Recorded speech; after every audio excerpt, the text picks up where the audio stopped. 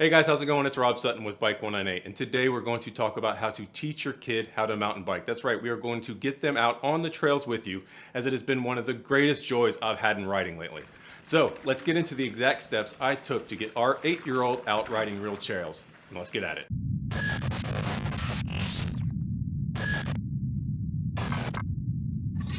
So before we talk about how we actually got him out on the trails and what I did to get him riding comfortably out on dirt, let's talk about the gear. I know it's hard to talk about what would cost money right off the bat, but I wanted to give you some insight in how we picked out his bikes and the gear that he uses that made it a lot easier for him to get comfortable out on the trails. So let's go all the way back to the beginning. How did we get him riding a bike? So first, let's go into my theory about how to buy bikes for children. It's don't buy junk and buy more bikes more often that actually fit them. So I know the tendency here is to want to buy a larger bike or a cheaper bike because one, they might not really get into it, or two, you want that bike to last longer so that you get one that's a larger size so they grow into it and you're able to keep it more years.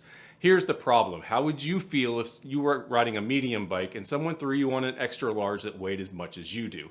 You probably wouldn't enjoy riding all that much, and it is the same for children. So if you try to get them out on dirt on a bike that's 3 sizes too big, it's just simply not going to work out. So what I try to do is actually get him into bikes that fit him at the time. And I also try to get him into a quality bike that he will actually enjoy riding. If you get him on that Walmart special that weighs 35 pounds that doesn't shift correctly, it's going to equal a long day. Now, I know that's saying that you need to invest more in a sport that they may or may not like, or that you might not have the budget for at this time. But luckily these days, there are a lot of different options for kids bikes from a lot of different manufacturers. They've really kind of stepped up the bar when it comes to this and provided some affordable options that are trail worthy and your kid will actually have fun on. So what we've actually found also is with local bike shops, we are able to do trade-ins with kids bikes. So let's just say you bought a 20-inch that fits your kid really well. Once they start to outgrow that and need to move up to a 24, you're able to bring that bike back for a trade-in credit and at least get some money towards the new bike. So let's start off with step one and take a little bit step back in time. How did we get him riding so quickly? And what we did was we bought a push bike. So for those of you that don't know what a push bike is, it's a really small bike that you get when they're toddlers. It does not have training wheels and it does not have pedals. The whole idea here is to teach these kids how to balance a bike properly before you start doing the pedaling motion. They go fast? Go fast. So mountain bikers go fast? Yeah. All right, let's see it. Lift your feet. It works out really well and is one of the best decisions we made when he was really young and learning how to ride. Now I'm going to go ahead and warn you, you are going to miss out on that parent moment where you're in the grass pushing them without training wheels for the first time. They fall over 10 times, everyone's yelling at each other until you finally have that one moment they ride by themselves and everyone just jumps for joy. The reason for that, it is a lot easier to learn how to pedal than it is to learn how to balance a bike. And when they learn how to balance that bike first and pedal second, the training wheels never come on. When we put our son on his first coaster bike after using the push bike, the training wheels never even went on. He just took off like a rocket and we missed out on that crazy, stressful parenting situation thing.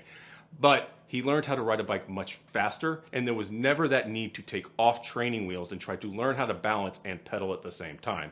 So if you have toddlers, I strongly suggest starting with the push bike. It'll make your life a lot easier and it'll make them enjoy riding a lot more.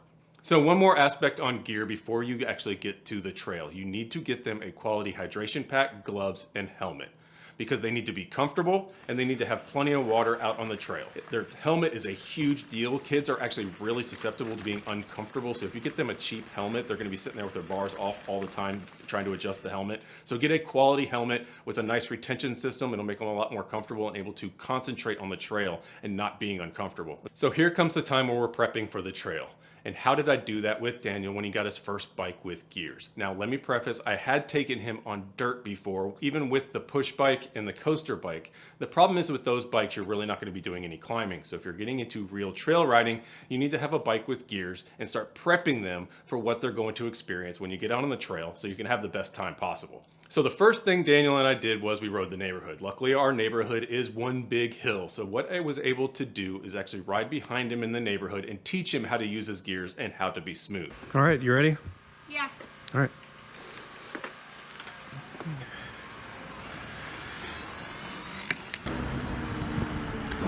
right, remember, up this hill, be smooth, use your gears, and don't spin out. There you go, nice and smooth. Stay straight, don't look backwards, stay straight. I don't know if you noticed, but if your kid rides a lot in the neighborhood with friends, which is awesome, they're very erratic. They spin out really fast. They don't make the climb all the way a lot of the times. Everything just is kind of untaught and reactionary instead of planning. So what we do is we get out and we get in the neighborhood and I remind him to be smooth. You will hear me say that all the time. Be smooth, be smooth, be smooth. Because kids have a tendency to just kind of want to hammer it out and peak their heart rate and run out of energy. So I'll get behind him in the neighborhood, teach him how to use his gears, teach him which gear he needs to be in. And by the time that he was able to get to the top of the neighborhood and back without stopping and not looking like he was going to die at the top, I knew we were ready to go hit real trails. Because what this did was it made shifting and pedaling smoothly and preparing for climbs second nature. So when you add in the roots, rocks, and other things that will be variables in those climbs, he will be ready for that aspect of learning, having already conquered the shifting and climbing part. So now that we were ready to do some trail riding, I planned out our trails very specifically. Luckily, we have a lot of different local options here, so I was able to do easy to medium pretty easily. We'd start out on trails that was one little small local loop that was a little over 2 miles with some minimal climbing, minimal rocks, some nice fun flowy stuff. And then we moved up to a little bit more climbing and a little bit more technical until finally I took him to another loop here locally that had some more sustained climbs and some more roots and rocks to navigate.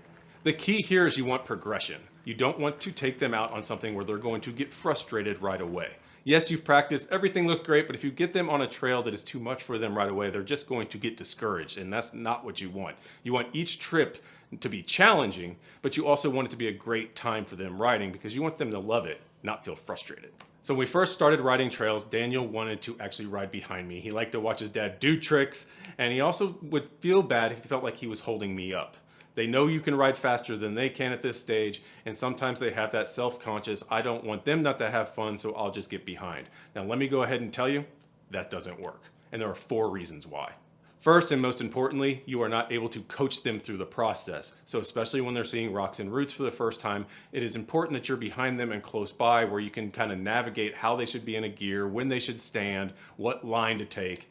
All of those are really important in their progression. And if they're behind you, you can't do any of that. All right, bud, now this is going to be a gradual climb up, so just be smooth. It's not a race, okay? And a lot of times they get really frustrated and start bouncing off of rocks and roots on areas that you could have helped them clear. 2, even if you try to ride slow, they are trying to keep up and they're going to waste more energy. So while you might feel like they're keeping up, they might be exerting too much energy, and you should be telling them to slow down, especially on climbs, and really grind it out and not worry about how fast they're going. 3, you're the only thing they can compare themselves to, so they start to get kind of frustrated when they can't do the exact same things that you are doing or clearing sections that you can. So it's good to have them in front of you so that they don't have to worry about whether you're clearing something and they're not. There is no comparison there. It's all just progression. And then 4, you're not able to praise the good things they're doing. If they're behind you, you can't see them. So if I see him jump off of a root, I'll say something about it. If I see him clear a really hard section to climb, again, I say something about it. Yeah, keep going, you got it. There you go, good job. It's that encouragement and fun aspect of riding together that is really important, and you can only do that when they're in front of you. So one really important aspect of riding with your kid, especially in these early stages, is letting them know what's coming. So you'll hear me when I'm riding with my son saying, hey, look, there's a climb around the next corner, or hey, look, you might want to go to the left of that route. This looks a lot rougher than it is. It's really not that bad. You got it, okay? Why? The climb. Ah. It goes right back down afterwards anyway. It's just this little short climb? Yeah.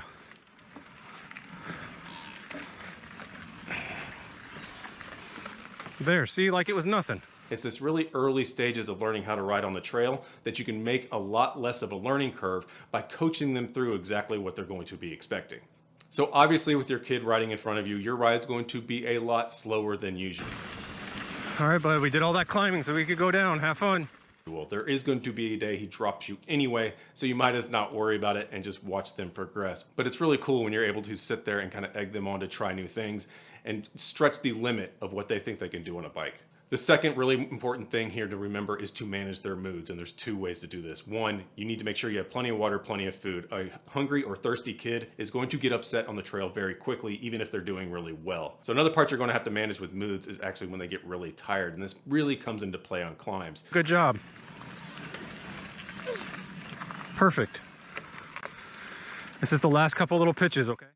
If they're working really hard to get over a technical section and up a hill, you might find that you get to the top and they're not as happy as you are. I remember when I got to the top of this one climb where Daniel had cleared this section with a lot of rocks and roots. It was really technical and he did a great job. So there I am, proud dad, ready to high five him and go, man, you really did awesome. And I come up to find him really mad. So I sat there and talked to him for a second. I was like, dude, what's the matter? You just cleared a really big technical section. You should be happy. And he said, yeah, barely. Where that was coming from is that he was tired from actually getting over that section, and he was having a hard time controlling his moods between being tired and excited he got something done. So we had a little sit down there at that point in time. I said, look, buddy, even if you barely made it, you still made it. That's part of mountain biking. It's part of challenging yourself, and you should be really proud of what you just accomplished here. So we took a short rest, he caught his breath, and the rest of the ride went great. So just be careful with getting upset with them when their mood goes downhill, because sometimes it's just the fact that they're tired and it might be time to take a break, eat a little bit, get some water, and congratulate them on how great of a job they're doing so you can enjoy the rest of the ride. So guys, those are the key aspects that I've found on getting your kid out on the trail and having a successful ride. There was one other thing I did that I didn't really expect to have such a positive outcome, but it did. I have always been a junkie for mountain biking media, whether it be movies, YouTube videos. I like to watch other guys ride. It gives me inspiration to try harder, and it gives me ideas on what to do out on the trail. So I started sharing that with Daniel. We started watching movies and YouTube videos of other professional riders doing their thing. Then one day we were out riding in the neighborhood, and he pulled in front of me and put his arms behind his back doing a no-hander coasting down a hill. As soon as he did it, I knew exactly what he was doing. So when we got home, I asked, what were you doing there? And he was recreating a scene from Follow Me because it reminded him of us riding together.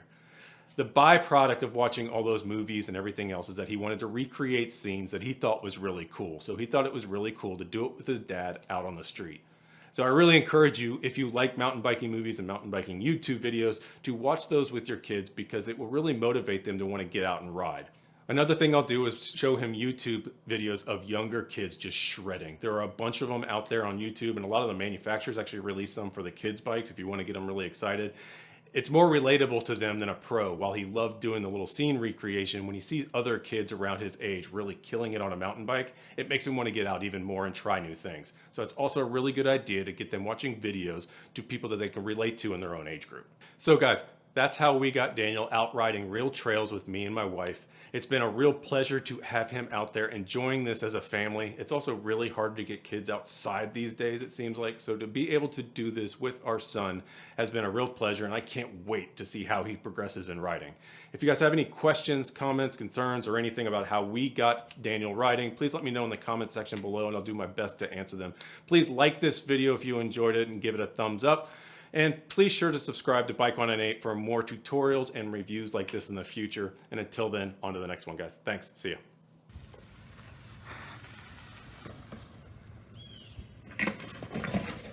You okay?